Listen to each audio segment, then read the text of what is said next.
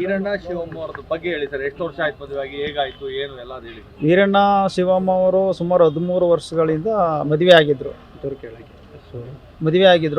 ಆದರೆ ಅವರು ಪದೇ ಪದೇ ಮಧ್ಯೆ ಗಲಾಟೆ ಮಾಡ್ತಾಯಿದ್ರು.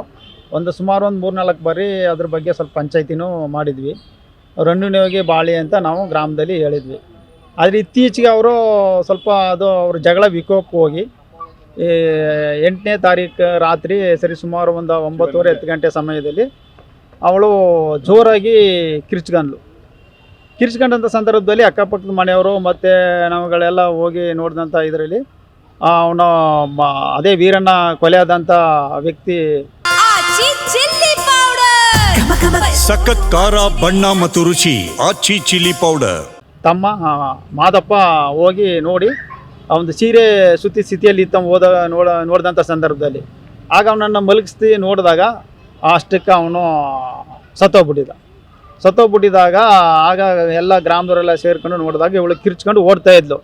ಆಗ ಅವಳನ್ನ ಏನೂ ಮಾಡಬೇಡಿ, ಅವಳನ್ನ ನಾವು ಹಿಡ್ಕೊಂಡು ಕೂರಿಸಿ ಅವಳಿಗೆ ರಕ್ಷಣೆ ಕೊಟ್ಟು ನೋಡೋ ಈ ಸಾವಿಗೆ ಯಾವುದಾದ್ರು ನ್ಯಾಯ ದೊರಕಬೇಕು ಅಂದ್ಬಿಟ್ಟು ಹೇಳಿ ನಾವು ಪೊಲೀಸ್ನವ್ರಿಗೆ ಇನ್ಫಾರ್ಮ್ ಮಾಡಿದಂಥ ಸಂದರ್ಭದಲ್ಲಿ ಅವಳು ನಾನು ಏನೂ ಮಾಡಿಲ್ಲ ಅಂತ ಹೇಳ್ತಾಯಿದ್ಲು.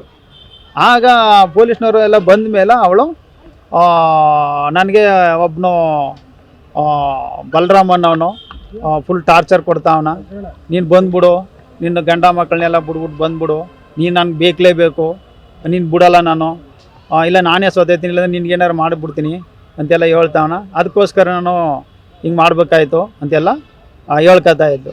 ಆಗ ಆ ಸಂದರ್ಭದಲ್ಲಿ ಗ್ರಾಮದವರು ಪೊಲೀಸ್ನವ್ರಿಗೆಲ್ಲ ಹೇಳಿ ಪೊಲೀಸ್ನವರು ಆಗ ಆಯಿತು ಬೆಳಿಗ್ಗೆ ಬರಲಿ ಅಮ್ಮ ಬಾಡಿ ತಗೋದಿಂದ ನಾವು ಒಪ್ಪಲಿಲ್ಲ. ಇಲ್ಲ ನಾವು ಇವಳನ್ನ ಕಾಯೋಕ್ಕಾಗಲ್ಲ, ನಾವು ಇಷ್ಟೆಲ್ಲ ಆದಮೇಲೆ ನಿಮ್ಮ ಹ್ಯಾಂಡ್ ಓವರ್ ಕೊಡ್ತೀವಿ, ಬಾಡಿ ಜೊತೆಗೆ ಇವಳನ್ನ ಕರ್ಕೋಗಿ ಅಂತ ನಾವು ಇವಳನ್ನ ಜೊತೆಲಿ ಹ್ಯಾಂಡ್ ಓವರ್ ಮಾಡಿದ್ವು. ನಿನ್ನೆ ದಿನ ನಾವು ಹುಲ್ಲಳ್ಳಿ ಸ್ಟೇಷನ್ಗೆ ಹೋದಂಥ ಸಂದರ್ಭದಲ್ಲಿ ಅಲ್ಲಿ ಅಧಿಕಾರಿಗಳು ತನಿಖೆಯನ್ನು ಕೈಗೊಂಡಾಗ ಅವಳು ಅಲ್ಲಿ ನಾನೇ ಕೊಲೆ ಮಾಡಿದ್ದೀನಿ ಅಂತ ಒಪ್ಕೊಂಡು ಅಲ್ಲಿ ಎಲ್ಲ ಬಂದು ಗ್ರಾಮದಲ್ಲಿ ಎಲ್ಲ ಮೇಲ್ಮಟ್ಟದ ಅಧಿಕಾರಿಗಳೆಲ್ಲ ಬಂದು ಮಾದರಿಯನ್ನು ನಡೆಸಿದ್ದಾರೆ. ಇವತ್ತು PM ಆಗುತ್ತೆ.